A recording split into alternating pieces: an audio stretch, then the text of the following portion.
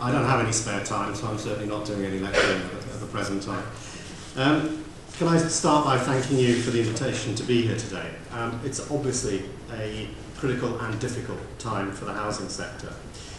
And I think the attendance of so many local authorities and RSLs here today is a clear sign of how rapidly housing and affordable housing has moved up the political agenda.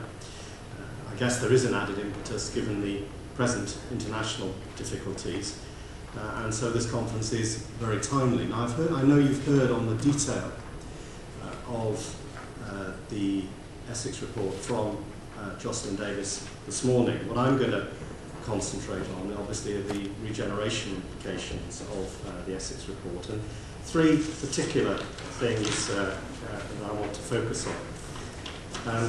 First, say a few words about the main drivers behind Welsh Assembly Government's priorities for housing and regeneration.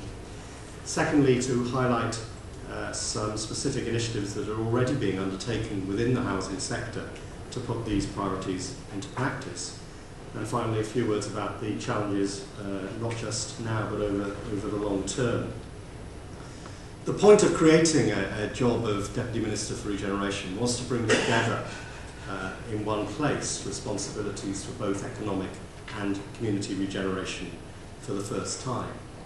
We know what the challenges are, particularly in our most disadvantaged communities: economic inactivity, child poverty, social exclusion, ill health, low educational attainment, blighted landscapes, industrial scarring, and population decline historically. Changing conditions, we think, required fresh thinking and new approaches, which is why amongst the work that we've done over the past year is to look again at our Communities First programme, which was launched in 2001 to tackle the effects of deprivation in our most deprived communities. Both parties in the Assembly Government made a commitment to continued investment in the programme when we came together last year. Many Communities First partnerships are at the heart of regeneration projects in their communities.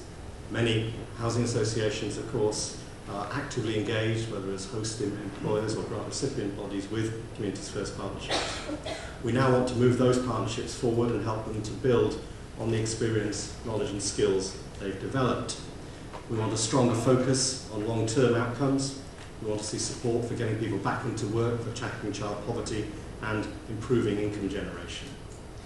To help that process, we are developing a Communities First Outcomes Fund with not less than £25 million over the next 3 years, intended to encourage mainstream providers to work collaboratively with Communities First partnerships on developing long-term strategic projects. And that phrase, mainstream providers, let me say, includes registered social landlords and community mutuals. The emphasis is that the partnerships, the Communities First partnerships, will be able to bid into that fund, but bidding in, they will have to demonstrate that they can match the funding they're requiring from us with an equivalent in support from a mainstream provider, which, as I say, could include an RSL. In addition, later this year, we will be publishing our new action plan for social enterprises, and again, we include within the term social enterprises registered social landlords. And I hope as part of that, we will be able to take forward the implications of the Quirk Review and create a community asset transfer fund for Wales. Let me turn to the broader housing and regeneration agenda. Obviously, the most present crisis has probably added to the urgency to look again at the housing needs of our people. But I think housing was already on the agenda before the credit crunch phrase was being used. I had 7 weeks as the Deputy Minister responsible for housing before taking my current job, and I can happily say that in those 7 weeks I never heard the phrase credit crunch once, and that's because I changed jobs in the middle of July last year, and people didn't really start talking about the credit crunch until perhaps September. So the One Wales Agreement predated many of the current problems, but it clearly recognised the importance of housing in a number of key ways.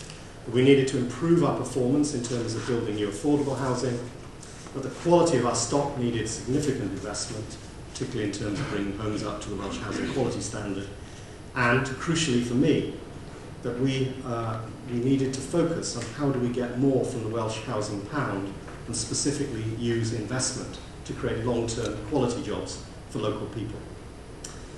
Now, setting policy at a high level is one thing, but how you translate that into effective action, of course, is another. And that's one of the reasons why Sue Essex's review is so important. It represents a thorough and thoughtful assessment of the environment we face, as well as the challenges and opportunities. Obviously, the focus was on improving performance in delivering affordable housing. But to the credit of Sue and her team, the connections between housing and wider Assembly objectives, including regeneration, run through the report and its recommendations. To look at some specifics, the report recognises there has to be a sea change in the amount of investment social housing raises through private finance. 800 million has been raised to date. The stock transfer alone will mean that for the next few years, this will rise to in excess of £200 million per year. Transfer organisations will have a fundamental impact on the social housing sector. They are often larger organisations. They're operating in quite tight geographical areas with significant investment programmes, and they are in practice real regeneration agencies. The RSL sector, of course, is changing rapidly and fundamentally as a consequence. By spring 2009, 3 new RSLs, Cartrevi Conwy, Newport City Homes and Merthyr Valley Homes, will have joined the 4 other transfer RSLs, bringing a total of 48,000 homes into the sector, a 70% increase in 5 years. And each transfer RSL has regeneration built into its DNA. There is, I think, recognition also of the significant opportunities to tap into convergence funding in West Wales and the Valleys and the competitiveness programme in East Wales. There are housing, of course, you couldn't tap into those funds simply for housing, but of course the regeneration activities are a different thing again. There are opportunities for housing organisations to help deliver improved learning skills, enterprise development, enhance community assets, create social enterprises and address fuel poverty. There is also the opportunity to raise finance through the European Investment Bank, as Valleys to Coast and Bron Avon have already done, and that's flagged up in the report. The report also highlights some specific recommendations, including Recommendation 34, which identifies a number of ways to maximise the investment in affordable housing and regeneration, and Recommendation 43 for the Assembly Government itself to better link affordable housing with wider economic, social and environmental priorities, and to promote joint working to deliver local community regeneration. We are, of course, living in rapidly changing times, and Sue and her team acknowledge that in the report. Only last week, Redrow were the latest major private sector developer to report on the impact of the mortgage squeeze and general economic downturn. But I would argue that given the difficulties in the private sector, it's actually incumbent on the Assembly Government, in partnership with local authorities and RSLs, to redouble our efforts to get regeneration gains through housing investment. That's a genuine ray of hope, and I think the Essex review is a timely and useful addition to our strategic thinking and programme delivery. Local authorities, to turn to my second point, local authorities and RSLs are already putting the theory of using the new housing investment opportunities to deliver wider regeneration into practice. Our officials in I2I, the Joint Housing and Regeneration Project, are working with the housing sector in Wales in a number of exciting initiatives. For example, Carmarthenshire County Council will be spending nearly £250 million by 2014 on bringing council housing up to the Welsh Housing Quality Standard. They've factored in local regeneration outcomes, including developing a partnering framework with 8 local contractors with built-in commitments to community benefit and local jobs and training. They've included an innovative shared apprenticeship scheme in partnership with local colleges and others.